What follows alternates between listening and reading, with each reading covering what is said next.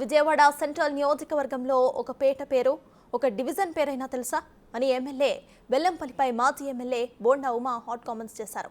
కనకదుర్గ అమ్మవారి నగలు ఆస్తులు వెల్లంపల్లి దొంగలించారని ఆరోపించారాయన. తనపై విమర్శలు చేసే స్థాయి వెల్లంపల్లికి లేదని అన్నారు. అవినీతికి మారు పేరైన వెల్లంపల్లి శ్రీనివాస్ అవసరమా అని కార్యకర్తలను ఉద్దేశించి అన్నారాయన.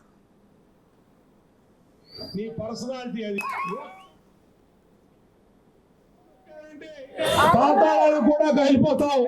పశ్చిమ నియోజకవర్గం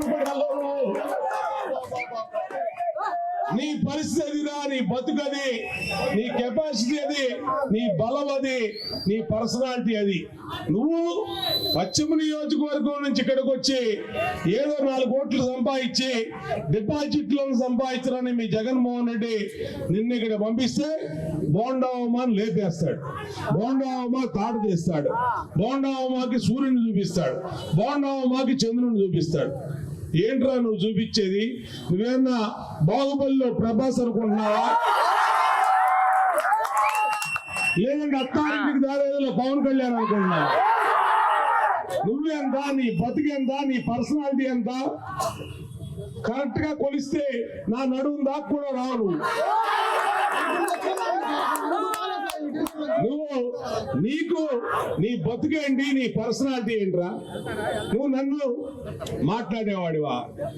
నువ్వు 2 సార్లు పశ్చిమ నియోజకవర్గ ఎమ్మెల్యేగా చేశారు. అసలు నీ టికెట్ ఎందుకు తీస్తాడు మీ జగన్మోహన్ రెడ్డి? చెప్పు, ఎందుకు తీస్తాడు మీ టికెట్?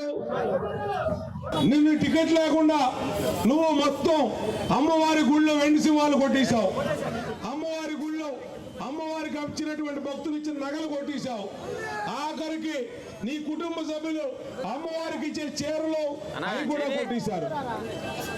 ఇంకా మొత్తం కొట్టేసి ఆమె ఎండోమెంట్ భూములు కొట్టేశావు, దర్గా భూములు కొట్టేశావు, ఇంకా మొత్తం అక్కడ నాకేసావని సెంట్రల్ నియోజకవర్గంలో నాకుదామని వచ్చావా? మేము అడుగుతా ఉన్నా. అప్పుడే ఈడొచ్చి 15 రోజులు కాల పాయికాపురం రైతు బజార్లో షాపులందరినీ పిలిపించి 2 లక్షల రూపాయలు ఇవ్వండి, లేకపోతే వైసీపీ జెండా కప్పుకోండి, లేకపోతే మీ షాపులు తీసేస్తా. వాళ్ళకి బెదిరింపు.